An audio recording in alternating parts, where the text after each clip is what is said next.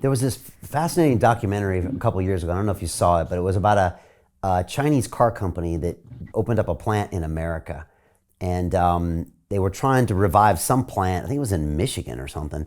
And by the end of the movie, the Chinese are just looking at these Americans, and they're just like, "You big, fat, lazy people. You can't do anything. You get angry when we tell you to use your bare hands to clean up the glass," and like all this stuff. And it was just this fascinating look on their culture versus our culture.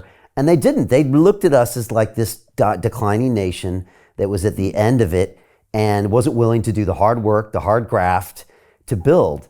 I don't know if you saw that, but is that kind of the attitude? And are they right, Mike? Yeah, more importantly, are they right? Yeah, look, again, I don't want to disappear down that rabbit hole, but I have a theory that says that every generation here in the West, and I suppose I'm talking about the U.S. now, in terms of softness, right? But I think every generation in the West wants it to be easier for their kids, right? So, my grandfather came over from Russia. He was a very hard individual, a very difficult, he was basically a douchebag. But he wanted it better for his kid, my dad, right? My dad was the world's greatest man. I will never meet a person better than my dad. I will never do that. But my dad wanted it better for me. Well, I got kids, right? I want it better for them. Eventually you get to diminishing returns, right? And things, because we're not out working and collecting clean water and hunting down food or the rough equivalent, it gets so easy that yes, we get very soft. And so you look around and I know a lot of great young people, right? A lot of them who are in or served in the military and are fantastic, right? So I'm not one of those people that says, it's just generation sucks, right? Or this new generation, but I do think collectively, each generation has been getting softer. And I think that that's a real problem. And I think that is certainly how the Chinese regime views the West.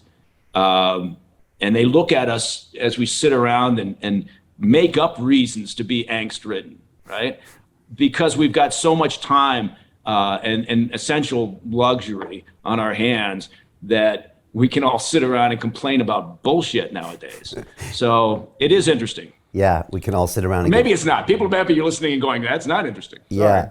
Yeah, and you kind of hinted at this, but I'd love for us to talk about it. You kind of, we have this new generation of, I'm a global citizen, and why do we need wars anymore? And why do we have to compete? But like you're saying, look, the essence of any nation is to look out for its own nation. And that means aggressive intelligence gathering services, because if you don't do it, they're going to do it. And in the long run, somebody pays, and you might not get your latte anymore, and you might be speaking Chinese if we don't do our jobs. Like, is that message lost sometimes on, I'll say it, maybe the kids or the newer generation that are, that never saw a war? I mean, I grew up having bad dreams, Mike, that Russia was going to launch nuclear missiles on America. I watched that crazy television movie the day after. It scared the shit out of me for years. Yeah. And so, but these I hate to say it to these kids these days, but I'm a global citizen and nah.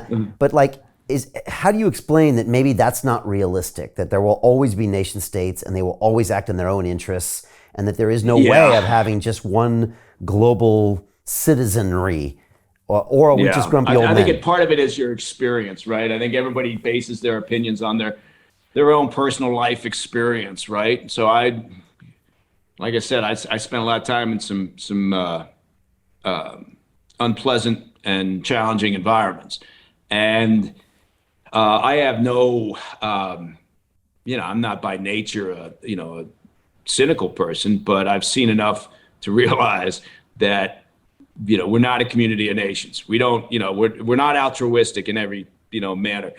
We don't think of others necessarily first. It's not the human nature, and it's certainly not how nations work. So I think that the idea that somehow we don't need wars, we don't need borders, right? It's insane.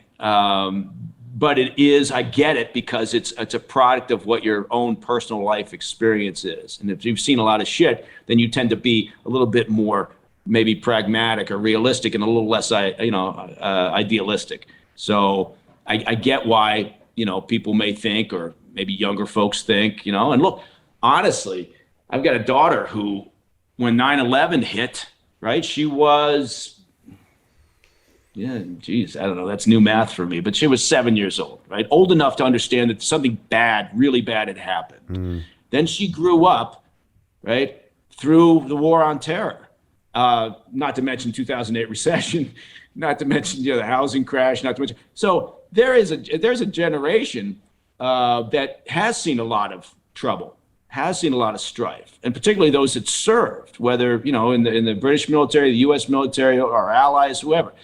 And so they have seen a lot of strife. They tend to be more realistic, right? So that's what I mean by you can't just paint any generation with one big broad brush, right? It's. I know a lot of people of my generation who are complete douche nozzles. So yeah, no, I'm glad you say that, because you can't, and there's a lot of incredible young people that are doing amazing things with great perspectives. By the way, I should have asked if I could swear on this show. I'm sorry. I normally don't, but I guess you got me doing it. So I apologize. So Jim Rickards has just recorded a video that's not available to anyone in the public, and he's going to be talking about how this upcoming recession is going to be fast, it's going to be bloody, it's going to be nasty. But at the same time, he's going to show you how you can position yourself to profit from all of this chaos. Now, we've made this video only available to our viewers. Go to londonreal.tv/Jim. Watch that immediately. I can't say enough good things about Jim Rickards. He understands the global economic system better than any guest I've ever had on London Real. His predictions are almost uncannily true, and you can learn how to profit from his vision, from his expertise, and his understanding of economics. So go to londonreal.tv/Jim or click the link below. It's an excellent, excellent look on what's going to happen in the future and how you can position yourself to profit from that. Jim is one of the best in the business, one of my favorite guests on London Real, and he's very, very good at predicting the future and showing us all to profit from it. So click the link, and I hope you enjoy.